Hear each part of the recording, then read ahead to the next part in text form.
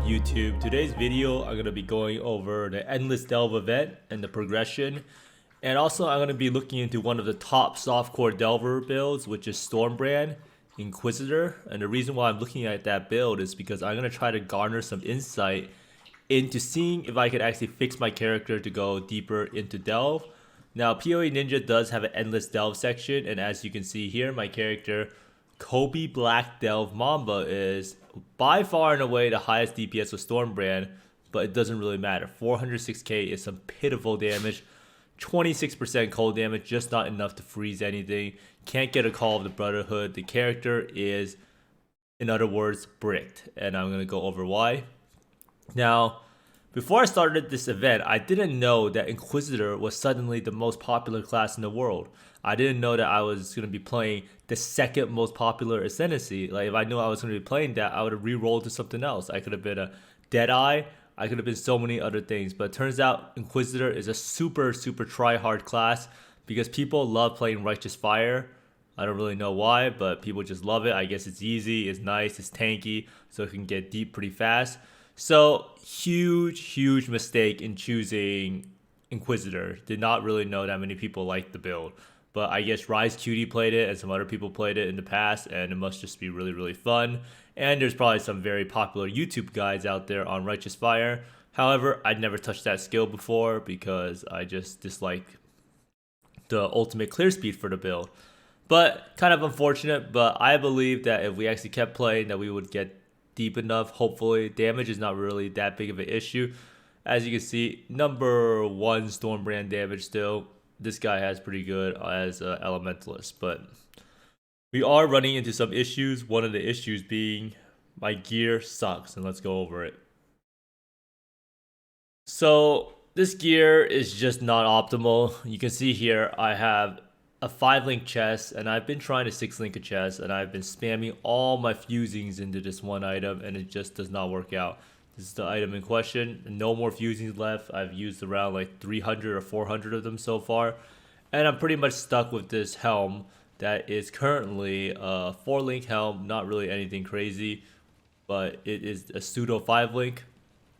So what I'll probably try to do is I will probably try to roll, probably chaos spam this helm and try to get a pseudo 6-link on it and try to get spell crit hypothermia. Not really sure how likely that is to happen, but that's the only hope we have, unless we can try to luckily 6-link this thing, but it's just not working out. The reason I choose a hunter chest is because I can roll it for spell crit, which will be super nice.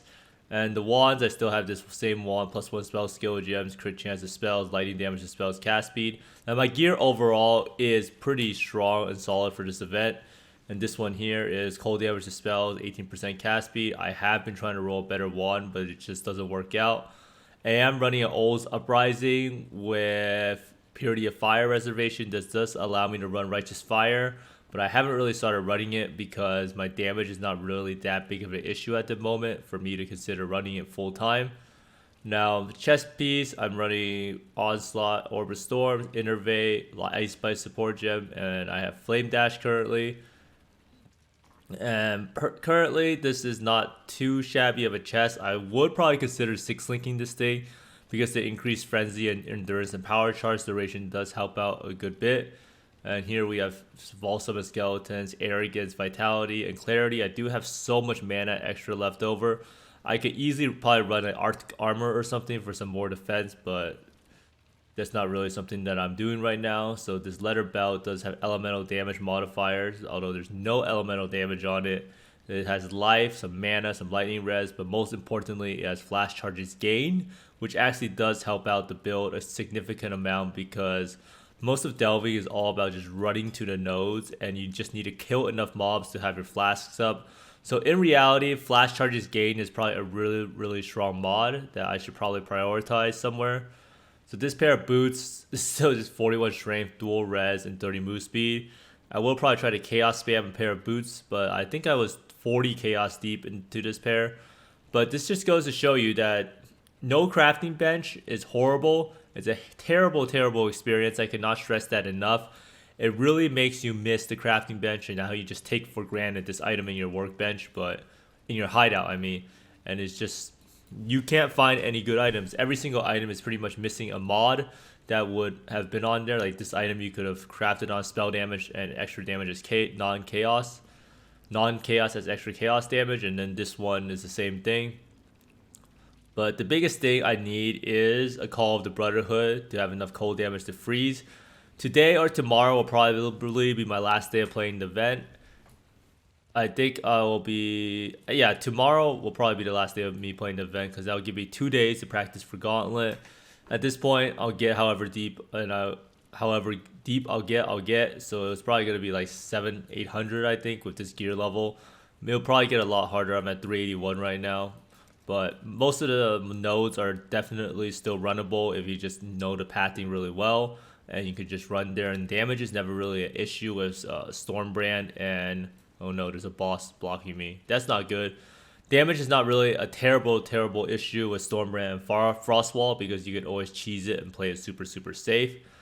Now let's go look at the profile that is actually an absurd amount of damage on PoE Ninja, and this is actually the #1 real delve build I think on what's it called? I mean, I wouldn't really count this guy because this guy is actually just running an immunity build with Replica Eternity Shroud and March of the Legions, kind of like what Rue is doing. But I might go over this in another video. But I feel like this item is not really what's it called, or this build is not really considered the #1 delve build because it's just an immunity build, which is kind of weird. But let's go over the Stormbrand build that inspired me to make my character. So this character's profile is pretty crazy. 39 million Stormbrand damage, and he is deep, as in he is at 1.9k, which is actually pretty crazy, I'm assuming, because it must get really hard after 1k, because it seems like everyone kind of gets hard stuck at a certain point at around the step level. And it does seem like a cultist with a Bane actually can go pretty deep as long as the Forbidden Right self-cast build. So this person's gear, this is really what shows you what happens when you have ritual level gear on everything. You're just able to pump out absolutely insane numbers. Now 39 million Stormbrand is actually crazy because the Stormbrand is a skill that has nearly 100% uptime. So you can see on my profile, I have 400k Stormbrand. This guy has 39 mil. Now the main difference is, of course, he has the patented 8-link helm. This helm is probably one of the most mirrored items in some of the previous leagues. So, but I think the helm kind of loses its value now because of the 8-link wand with Squire. So that will probably be the next big thing that people will start making, is like spell damage weapons or wands that are 8-linked with Squire, making you able to get an 11-link wand or a 12-link wand even. So this is Divergent Inspiration, Awaken added lightning damage, Stormbrand, and Divergent Swiftbrand. And he also has Conk Effect, Hypothermia, Socket the Gems deal 30% more elemental damage, and Socket the Spells have 4% critical strike chance. And that just makes it so I'm currently running on a 5-link, and this guy has an 8-link, so that's actually one of the huge differences. Now, Profane Wand, this is pretty much going to be an impossible wand to ever make, not only because it has a crafted mod for the bench, but it's also Fractured Spell Skill Gems. And it's also some actually just crazy mods on it, so it looks like it's just an impossible item to make. And are these actually mirrored? Yeah, this one is actually mirrored because he has 2 of them, which are the same name. And he also has a Call of the Brotherhood. Now, Call of the Brotherhood is nice because it converts your lightning to cold damage. And without the cold damage, you won't be able to freeze. You won't be able to run to the nodes super safely. So here he has an Assassin's Mark ring. This is definitely something I can try rolling. However, you can see here, this is made with a Veiled Chaos Orb with suffixes cannot be changed probably. And that's just quite unfortunate because there's no Veiled Chaos Orbs, I think, in Delve, because there's no June to unveil items for you. But this is definitely something I can focus on, which is trying to get an Assassin's Mark on my ring.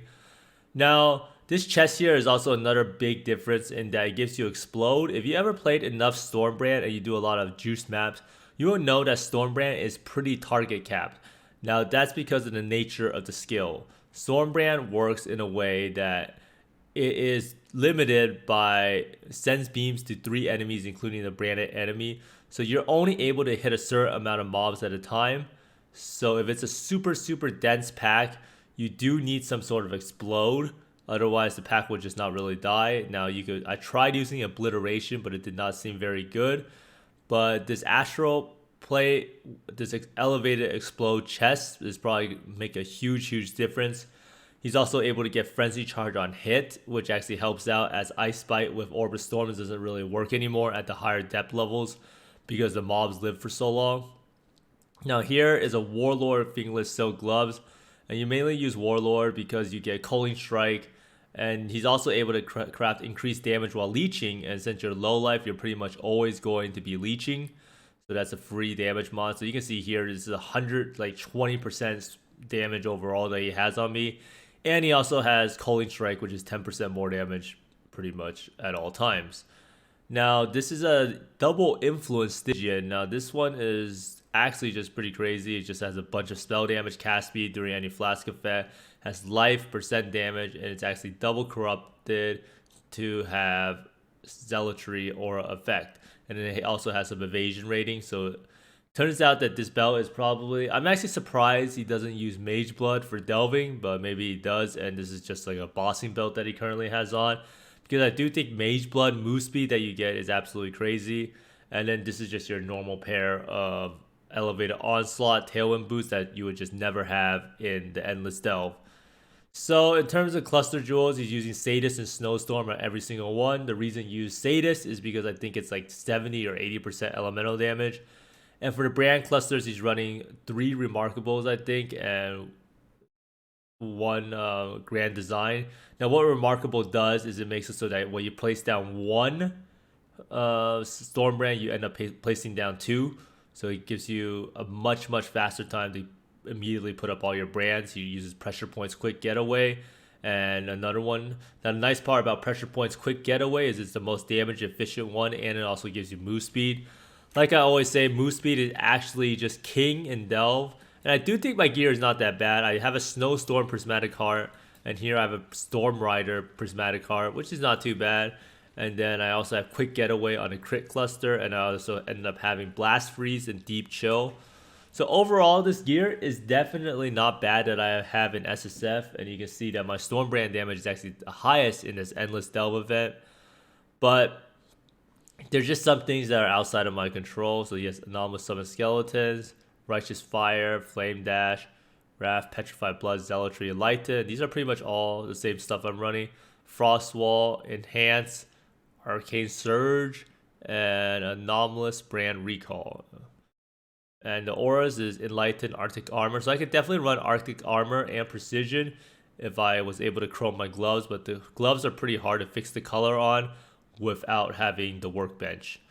So basically, character is hard cap because of lack of gear and it being an SSF event. Can't really get a 6 link. The 6 link is probably the biggest issue.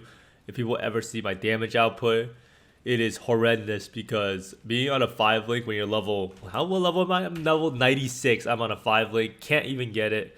There's no way to deterministically get it without trade. And that's just how SSF is. It's a very wonderful feeling when you find the item. But when you don't find the item, it is a horrible feeling. And it makes you feel like the odds are all stacked against you. And then you go look at someone's stream and you look at their clip and they just find a 6 link on the ground. But thanks for watching, everyone. I hope this has helped everyone out with learning like how the Stormbrand build works. And if you ever wanted to play this build as a league start next league, it is pretty strong with very minimal gear. And I did get to depth 380. Tomorrow I'll probably be at like 500-600. So we'll see how it goes. At this point, I've given up on leveling and I'm just going to be going straight down. But thanks for watching, everyone. I hope you find more mirrors, mage bloods, and exalts than me. And see you next time. Bye.